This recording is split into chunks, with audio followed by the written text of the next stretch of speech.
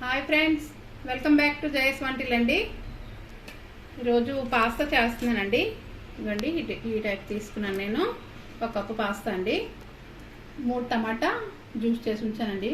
ఇలాగా ఒక పావు స్పూను గరం మసాలా అండి, ఓరు గరం మసాలా, 1 స్పూన్ కారం అండి, ఒక పావు స్పూను జీలకర్ర, 1 స్పూన్ సాల్ట్ అండి, క్యాప్సికమ్ ఒకటి కట్ చేసి ఇలా పెట్టామండి, కొత్తిమీర కట్ చేసి పెట్టామండి, వెల్లుల్లి ఒక 10 ఉంటాయండి కట్ చేసి పెట్టాను, ఒక పచ్చిమిర్చి కట్ చేసి పెట్టానండి.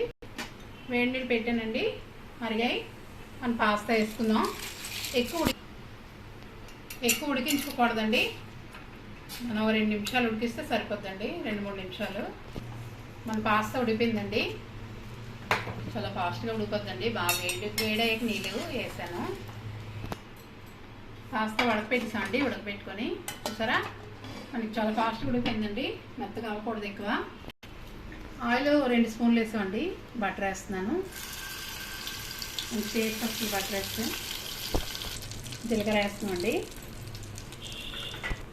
మన వెల్లుల్లి పచ్చిమిర్చి వేస్తున్నామండి. నేను ఉల్లిపాయ వాడలేదండి, వెల్లుల్లి వేస్తున్నాను.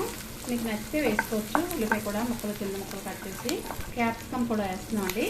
బాగా వేసుకోవాలి. ఇది కూడా టమాటా వేస్తున్నామండి, చిక్కుడు పసుపు వేస్తానండి, గరం మసాలా వేస్తున్నాను,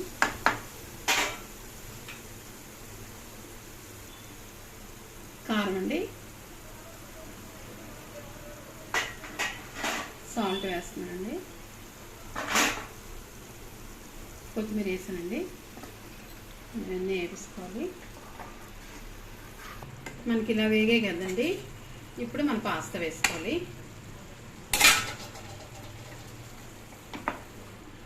మనకి చాలా ఫాస్ట్గా ఉడికిపోయిందండి పాస్తా. వేడి నీళ్ళు బాగా మరిగాక వేసి ఒక 3 నిమిషాలు 2 నిమిషాలు ఉంటే ఉడికిపోతుందండి. చేతితో మనం ఇలా పట్టుకుంటే తెలుస్తుంది, బ్రేక్ అయిపోతుంది. చూస్తారా, ఇది అలా తెలుస్తుంది. మరీ మెత్తగా ఉడకబెట్టుకోకూడదండి. మనకి అయిపోయిందండి. మనం ప్లేట్ మార్చుకుందాం. ఎంతో ఈజీగా 10 నిమిషాలు రెడీ అయిపోయిన పాస్తా అండి. చాలా టేస్టీగా ఉంటుంది. మీరు కూడా మీ ఇంట్లో ఒకసారి ట్రై చేయండి, ఎలా ఉందో చెప్పండి కామెంట్స్లో. నచ్చితే కనుక లైక్ చేయండి, షేర్ చేయండి, సబ్స్క్రైబ్ చేయండి. బాయ్ ఫ్రెండ్స్, నెక్స్ట్ వీడియో కలుద్దామండి.